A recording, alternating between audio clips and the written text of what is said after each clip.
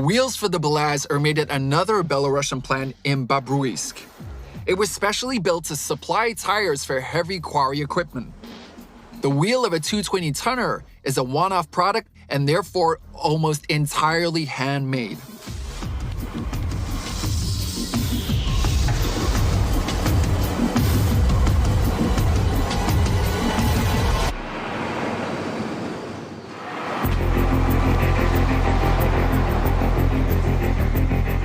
To create the so-called bracelet, the rubber base of the future tire, sheets of synthetic rubber are fitted together by hand.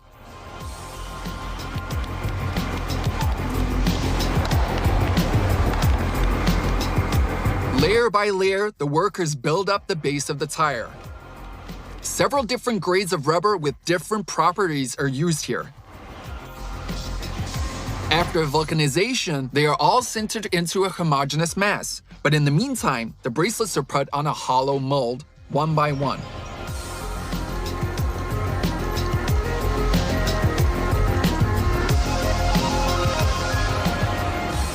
To pull every subsequent bracelet on this drum mold, there is a special device here which is called an expander. The name speaks for itself, of course. Here you can now see it. It simply stretches our workpiece, then puts it on this drum here, like women's tights slip onto a leg.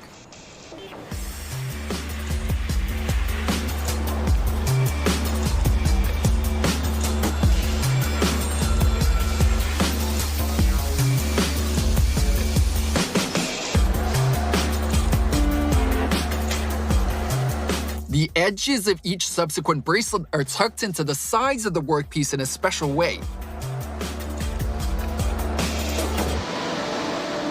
Here, at the end of the future wheel, the so-called wings are installed. These wings are discs of especially strong steel, which will then hold the wheel on the hub.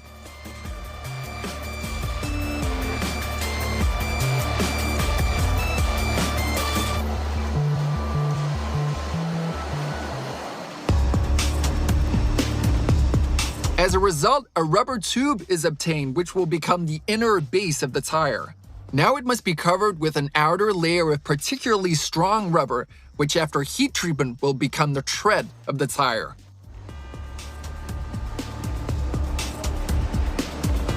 For this purpose, a special mixture of rubbers is melted and mixed in a device that resembles a meat grinder, and then pushed through a so-called extruder in the form of a thin strip.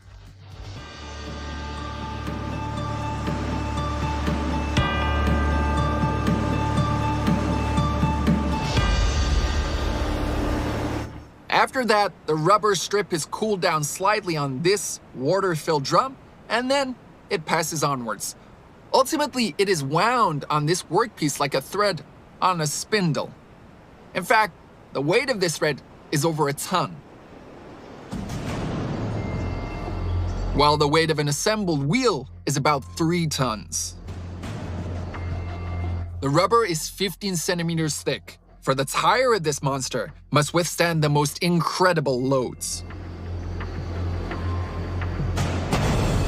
To turn this rubber tube into a workpiece, which already resembles a car tire in shape, it is molded, i.e. compressed on both sides and simultaneously inflated with air. Approximately the same thing we do when we inflate a rubber balloon.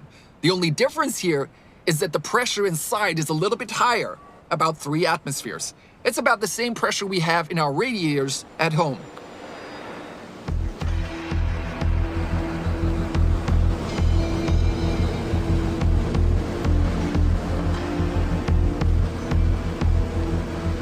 After molding, the workpiece already acquires an appearance close to that of the finished wheel.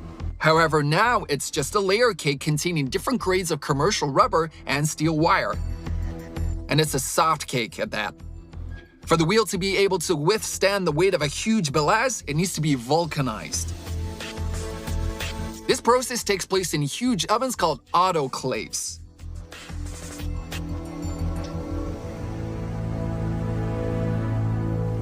You can easily imagine a shortbread cookie mold. Well, it's the same idea here, only a little bit bigger.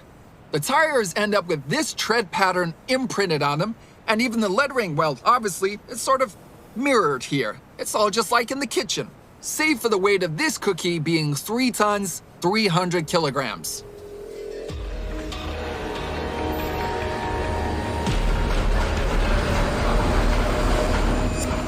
From a chemical viewpoint, during vulcanization, the disparate molecules of rubber are built into a single spatial grid.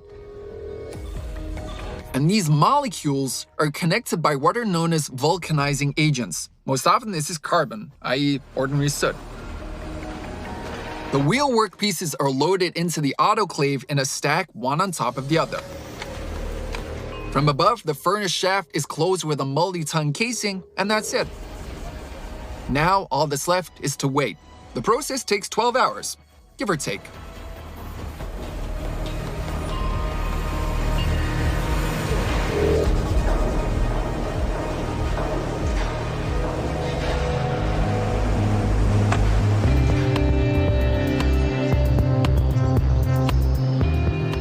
The finished wheel is thoroughly and meticulously inspected to root out the slightest defects.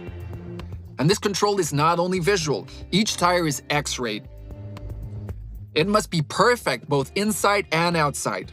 Only in this case will the tire be able to work for years and repeatedly return to service even after severe damage.